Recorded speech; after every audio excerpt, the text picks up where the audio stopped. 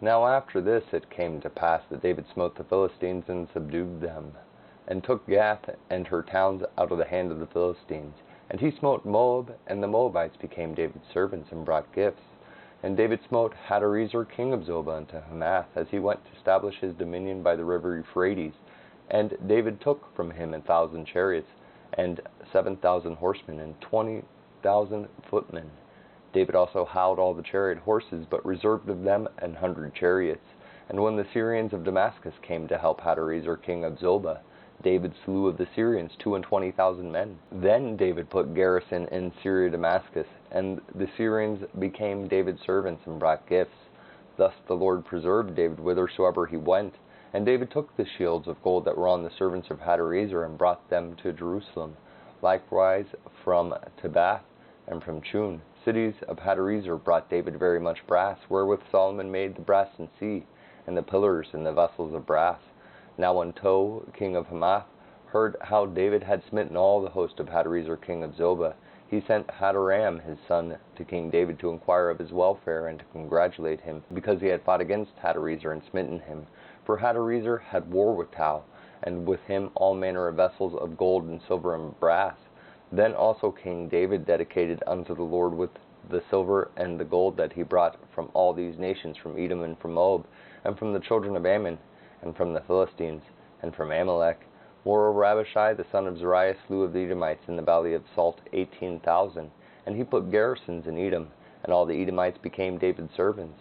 Thus the Lord preserved David whithersoever he went. So David reigned over all Israel, and executed judgment and justice among all his people.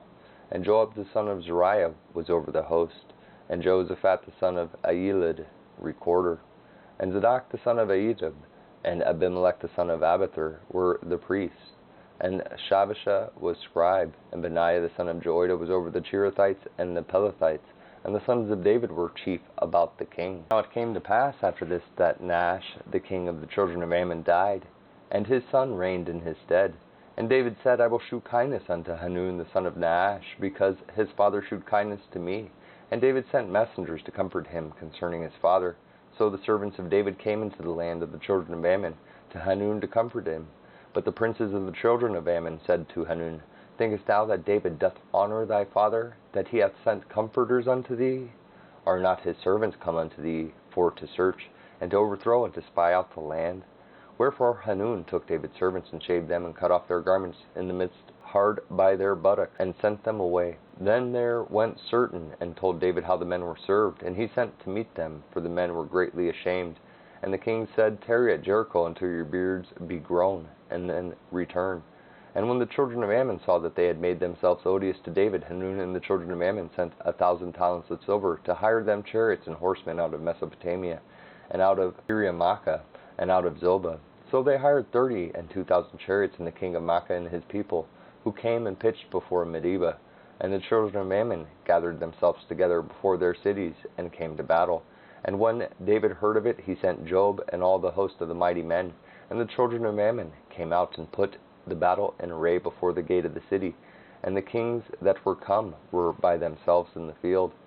Now when Joab saw that the battle was set against him before and behind, he chose out of all the choice of Israel, and put them in array against the Syrians. And the rest of the people he delivered unto the hand of Abishai his brother, and they set themselves in array against the children of Ammon. And he said, If the Syrians be too strong for me, then thou shalt help me. But if the children of Ammon be too strong for thee, then I will help thee. Be of good courage, and let us behave ourselves valiantly for our people and for the cities of our God, and let the Lord do that which is good in his sight. So Joab and the people that were with him drew nigh before the Syrians unto the battle, and they fled before him. And when the children of Ammon saw that the Syrians were fled, they likewise fled before Abishai his brother, and entered into the city. Then Joab came to Jerusalem, and when the Syrians saw that they were put to the worse before Israel, they sent messengers and drew forth the Syrians that were beyond the river. And Shophach, the captain of the host of Hadarezer, went before them. And it was told David, and he gathered all Israel, and passed over Jordan, and came upon them, and set the battle in array against them. So when David had put the battle in array against the Syrians, they fought with him. But the Syrians fled before Israel, and David slew of the Syrians 7,000 men, which fought in chariots, and 40,000 footmen, and killed Shophach the captain of the host. And when the servants of Hadarezer saw that they were put to the worse before Israel, they made peace with David and became his servants.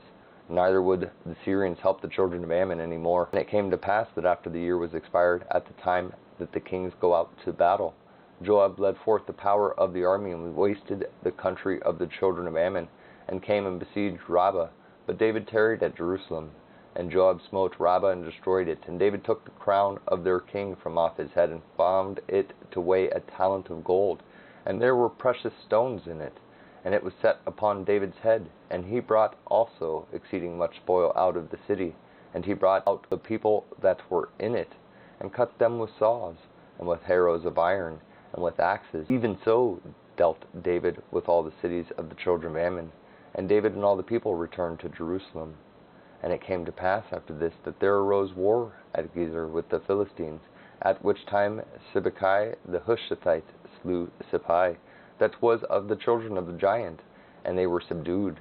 And there was war again with the Philistines, and Elhanan the son of Jair slew Lami the brother of Goliath the Gittite, whose spear staff was like a weaver's beam.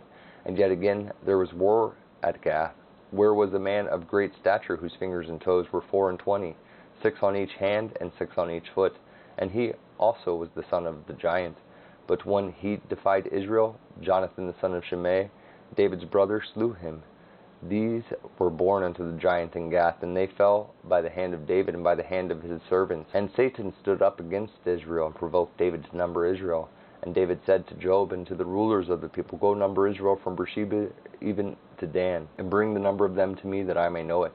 And Joab answered, The Lord make his people 100 times so many more as they be, but my lord the king, are they not all my lord's servants? Why then doth my lord require this thing?